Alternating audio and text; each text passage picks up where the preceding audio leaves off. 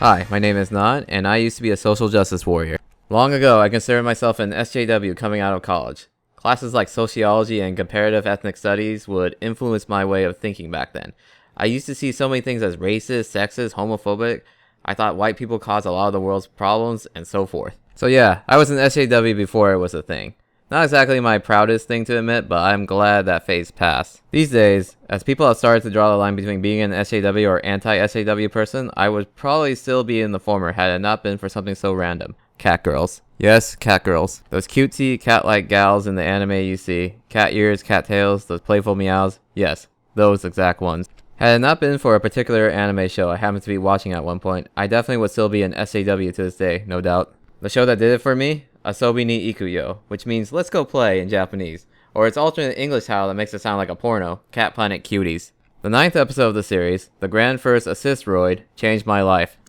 Without going too in depth with the main story of the show, there was a planet called Katia. Katia's inhabitants are a race of cat-like people. The main cat girl in the series named Ares is from there. So 1,000 years ago in the story, Ares' people had assistant robots who acted as slaves. They resembled the cat people inhabitants but were mainly just seen as tools.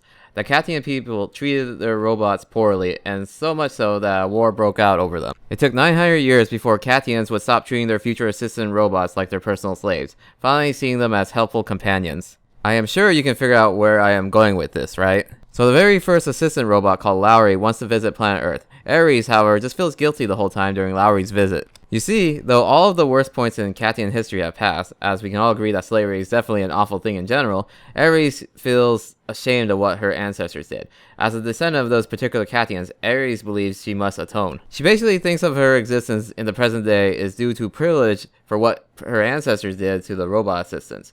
As such, she does not want to talk to Lowry. She is too darn guilty, apparently. She cannot escape her people's history. However, the main human in the story, Kyo, tries to reassure Ares that she has nothing to be guilty about as a descendant. Heck, even Lowry herself does not want Ares to suffer thinking in such a manner as well. Lowry's words about the matter would trigger the epiphany in my life about social justice. She wanted Ares to, and I quote based on some translations of what she said, "Please tell her that I don't wish for her to worry about anything.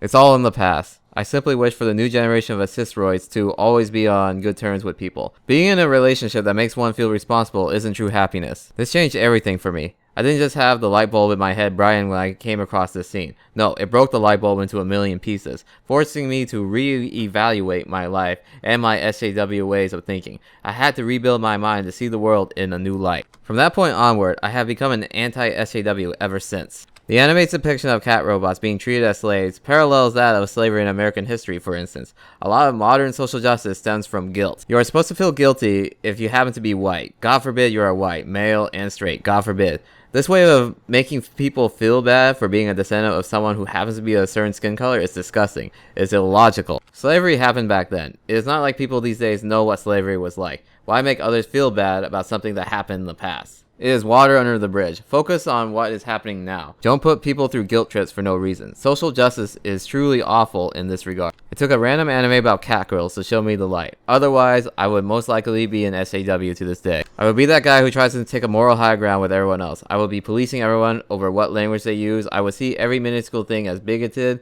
or wrong somehow, when in reality it's probably just fine the way it is. Not everything is racist, not everything is sexist, not everything is transphobic or whatever kind of buzzword you want to draw off from when eating out of that Tumblr alphabet soup. If you look for a problem, you will find it. Without a doubt, your mind will create an issue to find fault with, and this is your mind on social justice. Social justice is a horrible disease to be infected with for a variety of reasons. You live your life being offended by every random thing possible. It is an unpleasant way to live. And I'm glad that the cure I found, even though it may be from catgirls, fixed my way of thinking. Because of Asobi ni Ikuyo, Cat Planet Cuties, or whatever you want to call it, I proudly side with the anti-SJWs. I am thankful for this anime for waking me up to the truth. Thank you for watching.